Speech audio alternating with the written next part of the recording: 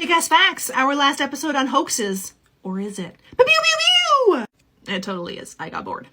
Almondsbury, England, April 3rd, 1817, a cobbler met an apparently disoriented young woman wearing exotic clothes and speaking an incomprehensible language. The cobbler's wife took the stranger to the overseer of the poor, who placed her in the hands of the local county magistrate. She called herself Caribou.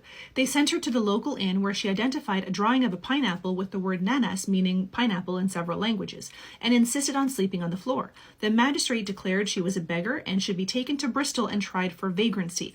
During her imprisonment, a Portuguese sailor said he spoke her language and translated her story.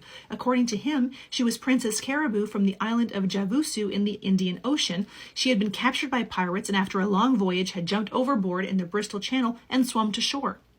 Newspapers published stories about Princess Caribou's adventures, bringing her national acclaim. Eventually, a boarding house keeper, Mrs. Neal, recognized her from the picture in the Bristol Journal and informed her hosts their would-be princess was in fact Mary Wilcox, a cobbler's daughter and servant girl. Space Cadets was a British television program that was aired across 10 consecutive nights beginning on December 7, 2005. The series was a hoax at the expense of the contestants. They were told they were being trained as cosmonauts at a Russian military base before undergoing a 5-day trip into low Earth orbit. The entire series was filmed in Suffolk. Contestants they didn't leave England, much less Earth.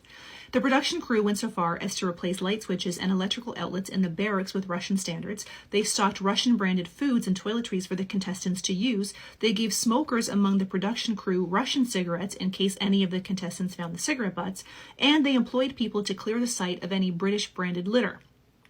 3 of the contestants were actors. They were included to misdirect any suspicions and help reinforce the illusion. The cadets had started getting suspicious due to increasingly ludicrous set pieces, notably the space funeral of fictional dog Mr. Bimby.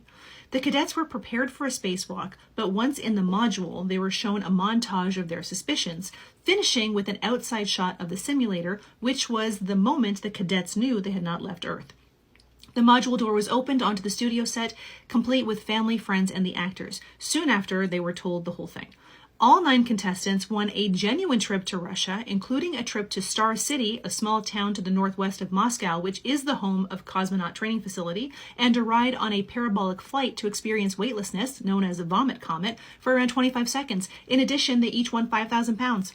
One of the most ambitious hoaxes of all time kicked off at 5 a.m. on November 27, 1810, when a chimney sweep arrived at 54 Berners Street, London. The resident, Mrs. Tottenham, hadn't called for one. For the rest of the day, the house was bombarded by a stream of merchants, tradesmen, and dignitaries. There were bakers, butchers, brewers, mongers, wig makers, upholsterers, gardeners, chefs, and cobblers.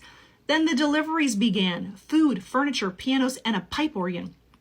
Then came the doctors, apothecaries, lawyers, and a long line of London's elite, including the Governor of the Bank of England, the Archbishop of Canterbury, and the Lord Mayor. The police only stopped the mayhem by closing the street. Behind it all was Theodore Hook, who had a bet with a friend that he could make any house the most talked about spot in London. He sat in a house across the street and watched the carnage unfold. You know what? I respect that kind of commitment to task.